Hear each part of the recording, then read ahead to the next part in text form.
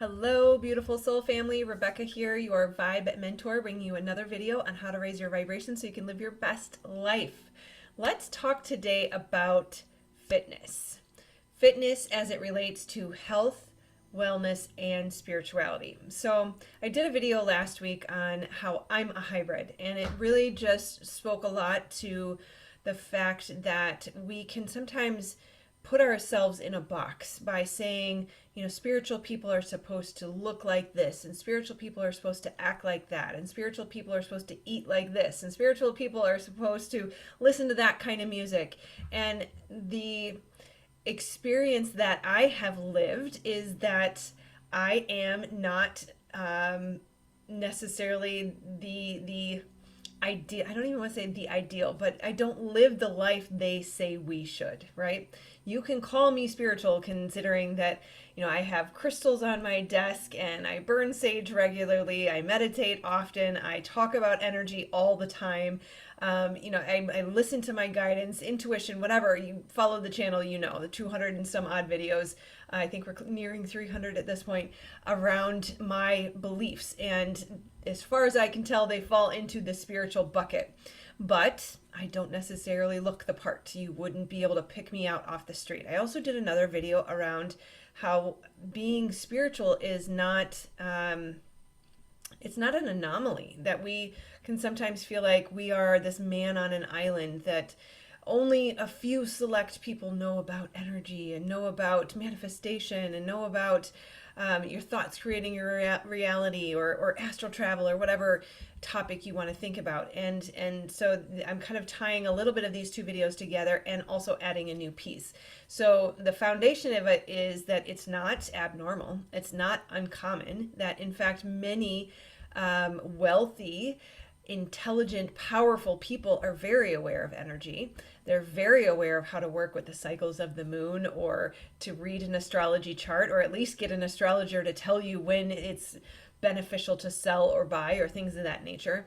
And add to that, so we're not an anomaly. This actually is a very common thing, although it's not mainstream. It's not talked about in the media. It doesn't mean it's not common. And add to that that we don't necessarily have to fit a certain mold to be qualified as spiritual, right? That we can be the hybrid that we were designed to be. That I might dress preppy some days, and I might dress funky some days, and I may put on a business suit some days, but that doesn't mean that I'm not spiritual. And it also does connect into what I'd like to talk about today, and that's fitness. And it's really interesting how we can be about health, and we can be about wellness, we can be about spirituality, and that's still very different from fitness.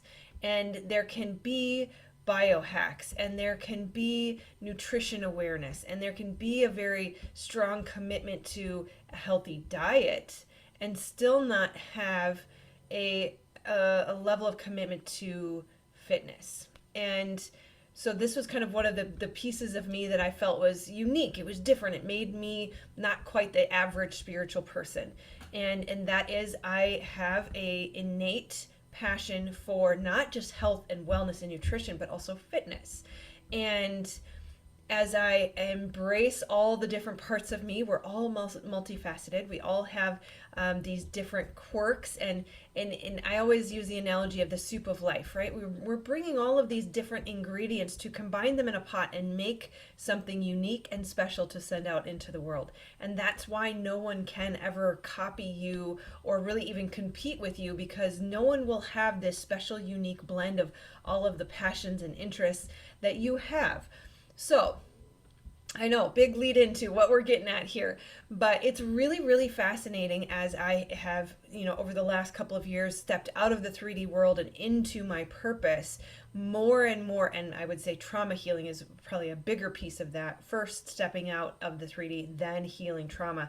Add those two together, and what you find is there is a rebirth, a reclamation, and I have to credit my therapist for this term, of who we were designed to be, who we were meant to be, who the trauma buried.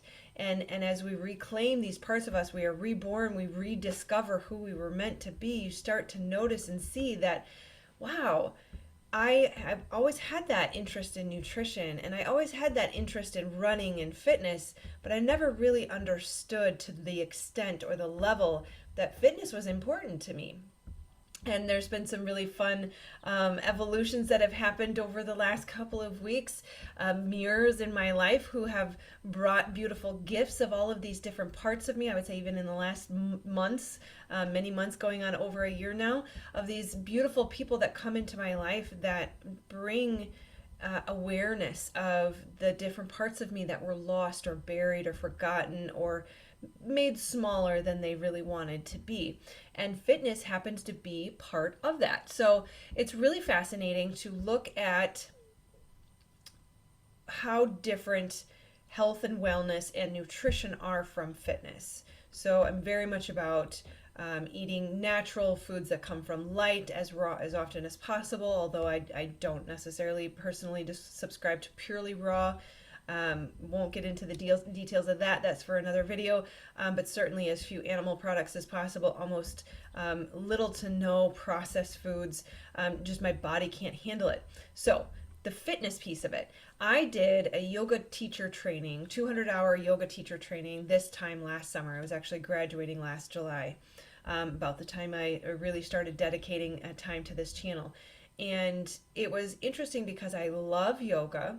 I love the connection with the body. Obviously, the mind, body, soul connection is critical, that we can't be all that we were designed to be. We can't fully self-actualize without the alignment of mind, body, and soul. And yoga is a big piece of that for me. It is also supportive in coming back to the body, resting in, dropping into the seat of the soul happens by connecting and being present in the body.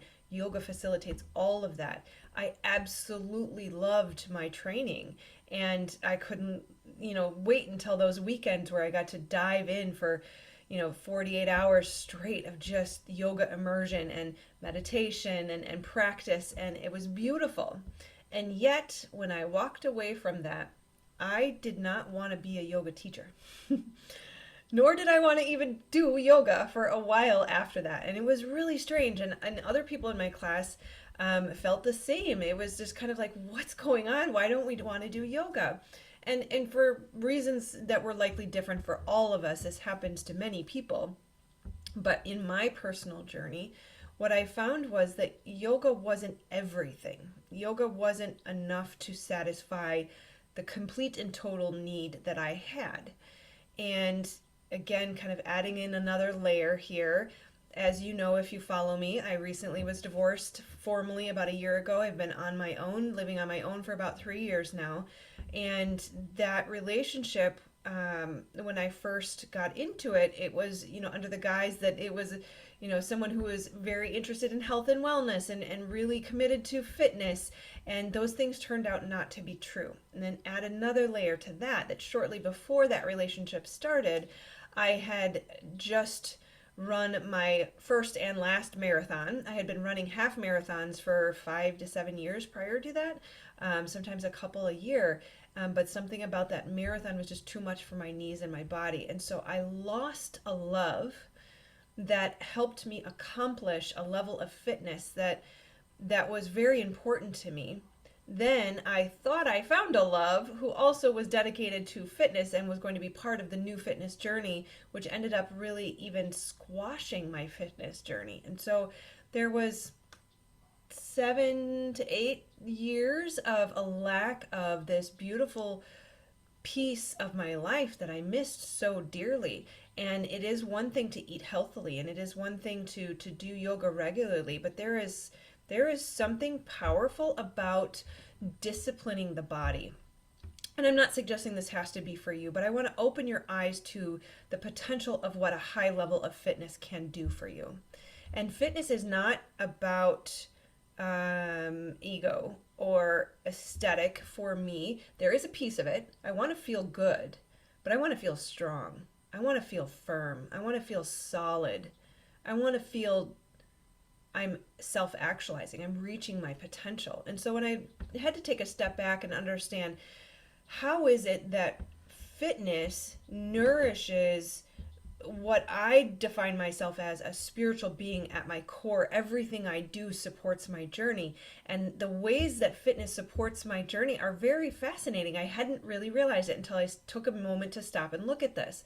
And so if you look at what happens in a fitness journey, is very much about personal growth and development. That there is a disciplining of the mind, there's a disciplining of the body, there's a discipline of nutrition, that there is a transformation that happens through commitment, consistently showing up, focused attention and awareness in every moment throughout whatever workout you're doing or whatever exercise you're doing. You're working with your mind and you're training your mind to work for you. And you can go, oh my gosh, this is so hard. My muscles hurt. I want to quit. And you quit. And then how do you feel? Or you can go, oh, feel that burn. I love it. It means I'm going towards what I'm my goal. It means that I'm getting stronger. It means that we're accomplishing something, right? How you define what's happening in those moments is a training of the mind, not only of the body. There's a level of accountability that cannot be skirted. You cannot cheat on your diet. You cannot cheat on your workout. That there is a level of accountability that it's between you, and nobody else is there to say, oh, you didn't get up and go for a run today, or you didn't lift weights today, or you skipped your body pump class. It's between you. And so that level of accountability is between you, your heart, your mind, your body, and your soul. Then there's also a mental health aspect. That obviously the dopamine and the serotonin and all of the happy hormones that are produced when you set a goal, accomplish a goal, work towards a goal, even just move your body, the high levels of oxygen, the deep breathing that you're going to be doing in that exercise. There are so many different levels that fitness can support your spiritual journey, and yet we sometimes get a little lackadaisical. If we meditate and we do yoga, then we're okay. And if that suits you, then fine, right? But I want to share the potential that fitness, a high level of fitness, offers if that is something that you're going to resonate with, right? If it says yes to you, if this video says yes to you, then there may be another aspect of you that's asking for you to step it up a notch. I like to think of the Amazon women. You know, they were powerful. They were warriors. They were not going to be taken down, and their men stood behind them and made them even stronger. It wasn't this, I need support or guidance or protection because I'm weak, but rather together we are even stronger and even more powerful. So continuing on, there's even more. So how many do I have here? 1, 2, 3, 4, 5, 6, 7 beautiful spiritual aspects to the fitness journey. So where are we at? Number 5 would be, it's a form of therapy. And in a sense, in those moments where you're working through the crap in your mind that wants you to quit or that's telling you it hurts too much, the discipline, the accountability, the mental health aspects, it is a form of therapy in and of itself. Guaranteed, if you go for an extensive workout, you will feel better afterwards. Number 6 would be peace. I feel so at peace, especially if I'm swimming laps. I even feel at peace lifting weights, which is kind of crazy. But there's a connection that is happening between me and my soul, my body, my higher self, the divine. I keep my eyes on me, looking at form or looking at how I'm feeling or looking at what I'm thinking or just being grateful in those moments of, oh, thank you for giving me the strength and the power and the ability to be here and to be strong and to show up in this powerful way. And number 7, last but definitely not least, the confidence that comes from it. How many times have you made yourself a promise and you didn't keep it? And how did that feel? Versus a commitment to full self-actualization, not just in my spiritual connection, not just in my nutrition, not just in my meditation practices, not just in my yoga practices, but in my fitness, in my full physical capabilities. I will self-actualize in every way possible. And to show up as the most powerful version of yourself. there is a level of confidence that inherently comes with that cannot be denied. That if I were meeting my life purpose, but not paying attention to nutrition, or if I was cultivating a healthy yoga practice or meditation practice, but not fully in my purpose, it's incomplete. There is one piece of the pie that is missing. And so with this, I would just love to suggest check out some new exercises. Go for a run. And especially with Mars retrograde, it's a time to revisit and revise and rethink how you show up, how you assert, how you use your power, right? So it may be challenging for some of you, some of us to assert more during a Mars retrograde, but this is a timeless video, so that doesn't mean that it will not apply to you in the future. It may be that Mars retrograde is the time to think about how you want to show up more powerfully in the world. For me, it is retrograde in my house of health, so this has actually given me a lot more motivation and energizing my body and my mind to move forward to that. So know that we don't give our power away to astrology or to cards or to tarot readers or any type of guru, that it really is up to us. And the moment that we become the decider and say, this is going to happen in my life, that's when things truly change, because you are the decider. So, yeah, welcome to another new aspect of me. A couple have been showing up lately, so we'll do another video in a couple days around another aspect that has shown up, but I might even be bringing you some more vlog style videos around the workouts that I do and sharing that journey with you, and maybe I'll take a picture or two of you before and after, and we'll see how this goes.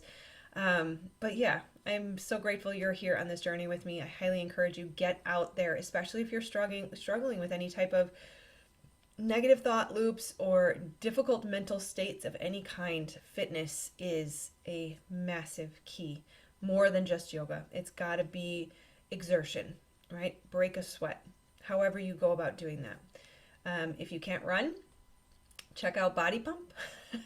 It does not seem like the spiritual workout you would expect, but it works for me, and I'm a hybrid, and you probably are too. So find what works for you. All right, I will leave you with that. I love you guys. Please do like, subscribe, and make sure you share if you know anybody who could benefit from this video. Otherwise, just a little emoji comment is greatly appreciated. It really helps the YouTube algorithm, so thank you to all of you who have been doing that. Otherwise, make sure you click this button to get notified of the next video, or this one that was picked just for you. All right, take care. Namaste, my friends. I love you. Bye.